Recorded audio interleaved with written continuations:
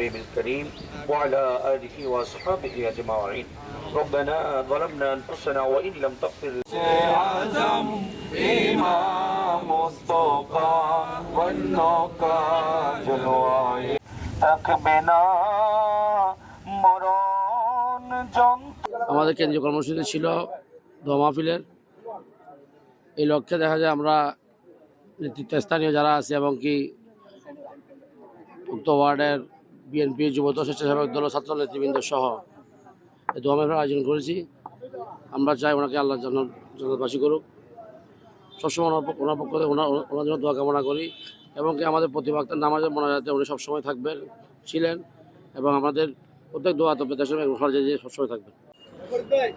আজ 15ই আগস্ট 2026 সাবেক প্রধানমন্ত্রী গণতন্ত্রের মা আপসহীন দেশনেত্রী মরহুম বেগম খালেদা জিয়ার জন্মদিন। তিনি শুধু বিএনপির চেয়ারম্যান ছিল না বা শুধুমাত্র বিএনপি দলীয় জাতীয়বাদের প্রধানমন্ত্রী ছিলেন না, উনি বাংলাদেশের প্রত্যেকটি জনসাধারণের প্রধানমন্ত্রী ছিলেন। ওনার পথ চলা কখনো সহজ ছিল না। দীর্ঘ প্রতিকূলতার মাঝখানে পথ বেয়ে তিনি তার জীবন সংগ্রাম চালিয়ে গিয়েছেন।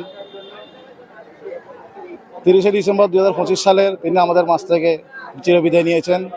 এরকম একটি নেত্রী আমরা আর পাবো কিনা আমাদের সন্দিহান। আমরা চাই ওনার রেখে যাওয়া ওনার যে সন্তান বর্তমান প্রধানমন্ত্রী জনাব তারেক রহমানের নেতৃত্বে ওনার যে স্বপ্ন, বেগম খালেদার যে স্বপ্ন, শহীদ রাষ্ট্রপতি জিয়াউর রহমানের যে স্বপ্ন, সেই স্বপ্ন উনি বাস্তবায়ন করুক। সে বাস্তবায়নের লক্ষ্যে ইনশাআল্লাহ আমরা জাতীয় পরিবার, যুবদল, ছাত্রদল, বিভিন্ন অঙ্গ সংগঠন আমরা আছি, ইনশাআল্লাহ থাকবো।